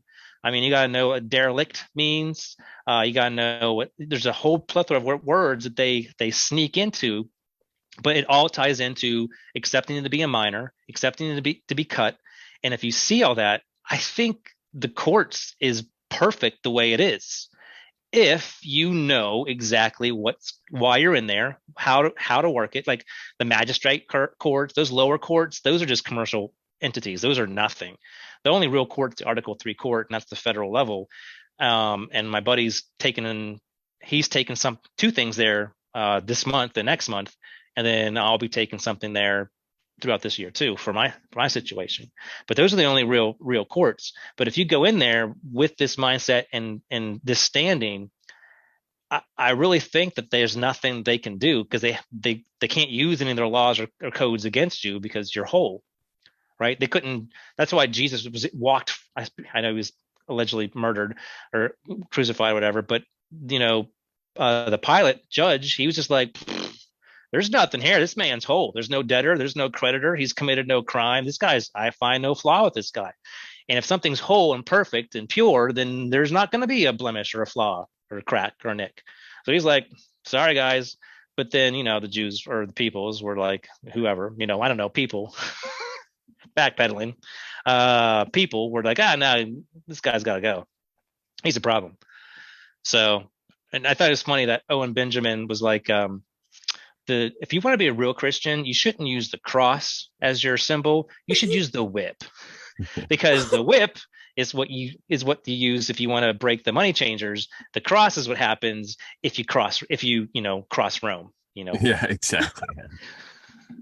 Yeah, I love that, because you use the whip to beat the money changers. Yeah, nobody talks about that.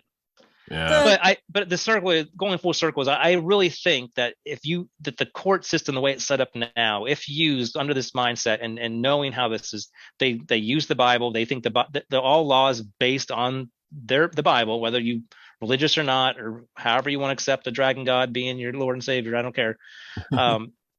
But that's their basis, and I really think it's perfect the way it's set up.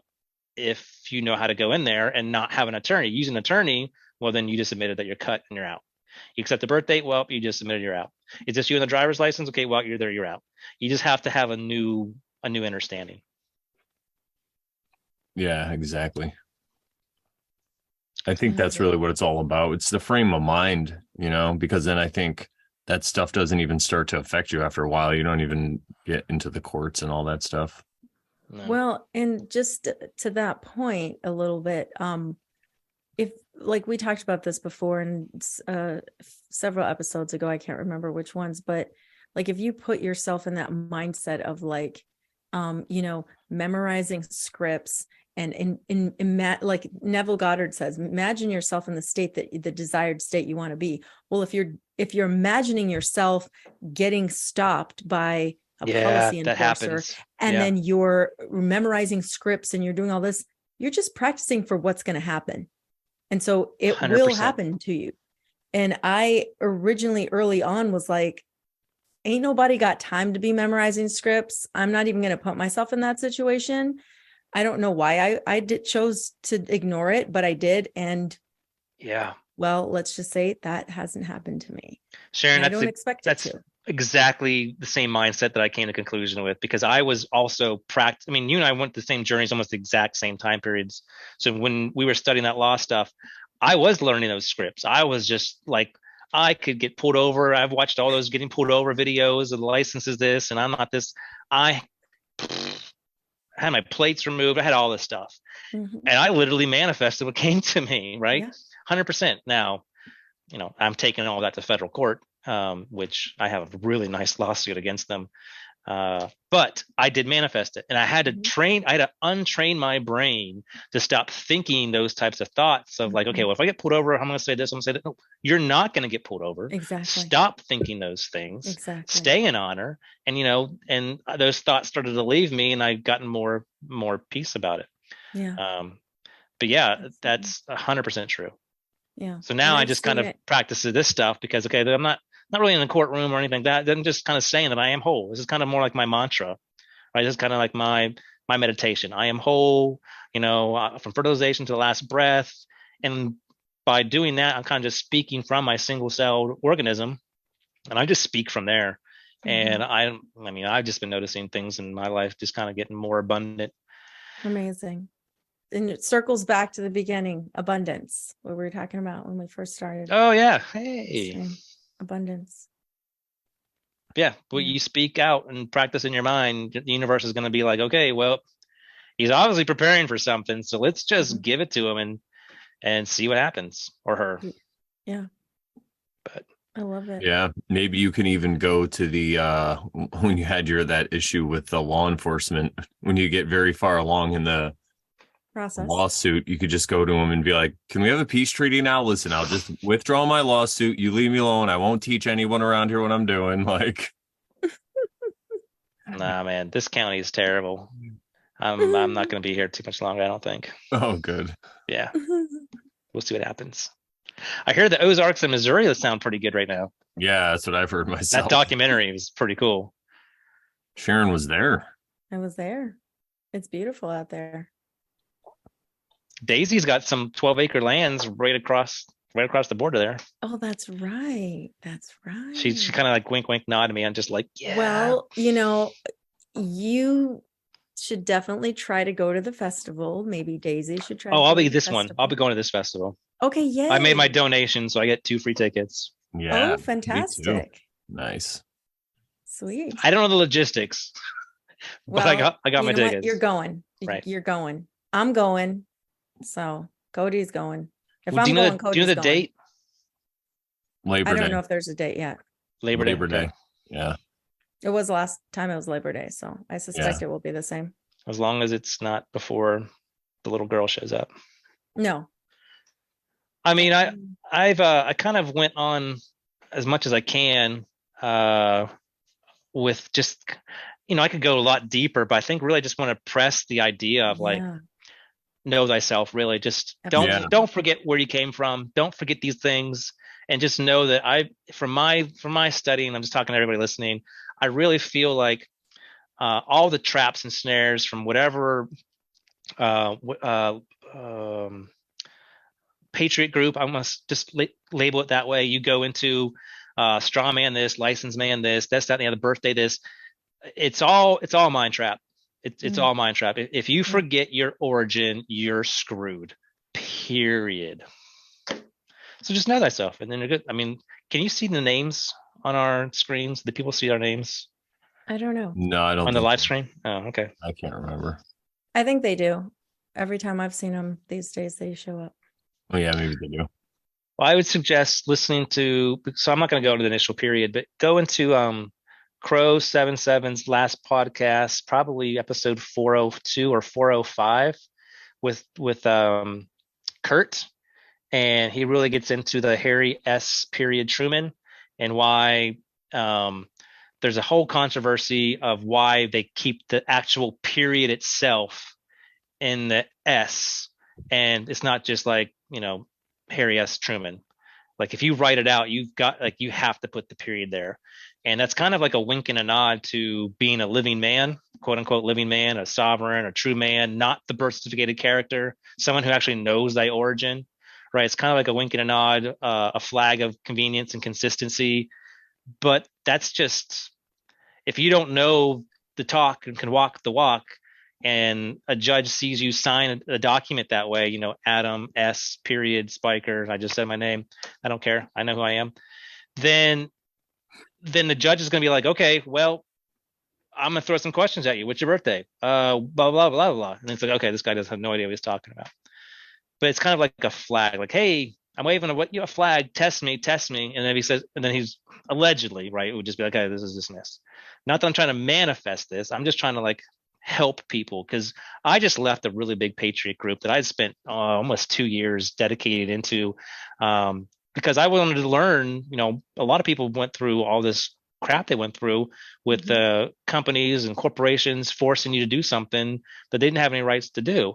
So like many people, they went to go find affidavits and notices and listen to these groups and these groups. And I think a lot of people were taking advantage of some people, some patriot groups. I found one that I thought was, and maybe is the authentic of the 1776 ones. Doesn't matter. I'm not going to get into details. And at some point, I just realized, well, if we're going to keep assembling every week, what's the difference between me celebrating my birthday every year, just I'm just an infant, versus assembling every week? Because it's the same thing. If something's broken, right, and it's not whole, together, you got to put it back together again.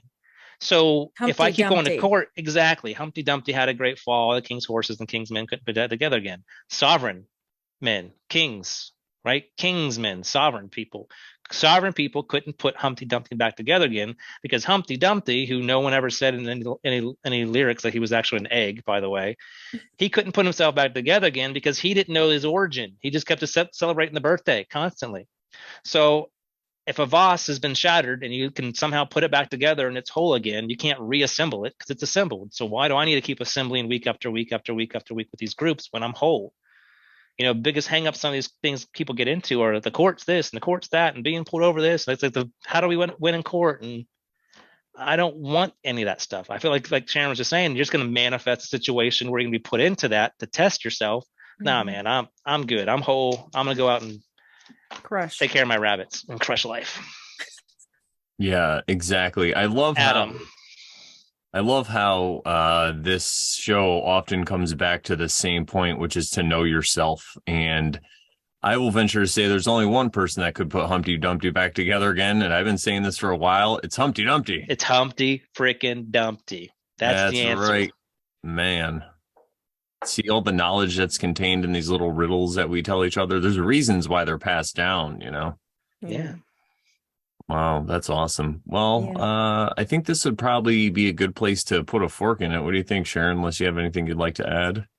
Put a tuning fork on it. Put a tuning fork on it. Yeah. I just heard Chance Garton say that on an episode with Michelle's Healing Home, I think. Oh, that's hilarious. I'm like halfway into that. One's pretty good. Nice. Oh, well, big show. Oh, I just did Michelle's Thai massage. I just gave Kate a Thai massage the other day because with her body going through pregnancy changes, she's aching and hurting, and so I'm like, all right, let's do this. That's a different Michelle, but yeah, cool. Oh, okay, yeah. Anyhow, but yeah, still, yeah, that's awesome. You get a tuning fork, Adam. You need a tuning. The sonic slider. Trust me. You don't have the tuning fork, Adam? No, I would love to get some. Okay. I would love it. Yeah. The sonic slider is a good one. Well, Sharon, I'm sure we'll send you a link. Please do. Will do. Do you ever hear? I know we're gonna sign off, but do you ever hear like sometimes like maybe even at night like a little pitch in your ear, or just like a slight little ringing? If it's completely silent, you never hear like I'm a DJ. I hear that all the time. I hear that right now. No. Yeah, I hear it right now. I don't. I'm a DJ. I hear it all the time. Sorry. Go ahead. Yeah. I don't, but I think there have been times in my life where it will happen like randomly. I'll just like start hearing something in my ear, and I'll be like a pitch, a steady pitch. Yeah. Well, from what I'm gathering is it's actually your pineal gland, and it's just humming. And when you hear it, you want to just kind of hone in on it and just focus on that, because that's like you actually oscillating with the actual base frequency of your pineal gland. Because for years, I just hear like this same pitch, and I've actually been trying to find a way to like match that pitch because I want to know frequency, all these other things. Oh, maybe that's in my studying, it's like, no, don't try to dismiss that pitch. Focus on it, because I'd hear it at nighttime. So the more I start focusing on it, now that I know what it is and I'm not freaked out about it, I'm like, oh, this is me. This is actually, because some people think, oh, I've seen the actual gem of who my actual soul is, right? They've turned around in their dream state and seen like this beautiful gem vibrating. Like that's actually your soul, or, whatever. Okay. Well, if your pineal gland's vibrating, it's oscillating, it's got to be some type of tuning fork in there. And anyhow, if you hear it, focus on it. Okay. I love that. Yeah. Cause I hear it all the time. And I thought it was just because I was going The deafening faster, ringing but- from blasting music. Ooh, I like your thing way better. What, doctor? No, it's my pineal gland. What? I'm talking too loudly in my head. I can't hear you. Oh man. This is good stuff, guys. I really appreciate this hangout. This is good. Yeah, I loved Yeah, it. totally. I'm Thank glad you we got to so catch much up. for coming on, Adam. Yeah. I'd like to give a shout out to the chat too before we go. When this premieres on Thursday, there's going to be a chat and we're going to be live. So thank you guys for checking this out. And we appreciate you so much. You could support us by going to morelawsmoreproblems.com, click on the Over Sharon tab. And there's several ways to support us. We always talk about it, but the best way is to just hang out here in the chat every Thursday night or just comment and like and share and all that fun stuff. All right. Well, what do we say to the good people, Sharon? That if you're not over Sharon, Then you're totally being a Karen. that's right. So don't be a Karen. All right, guys. We'll see you next week. Sharon. See y'all Later.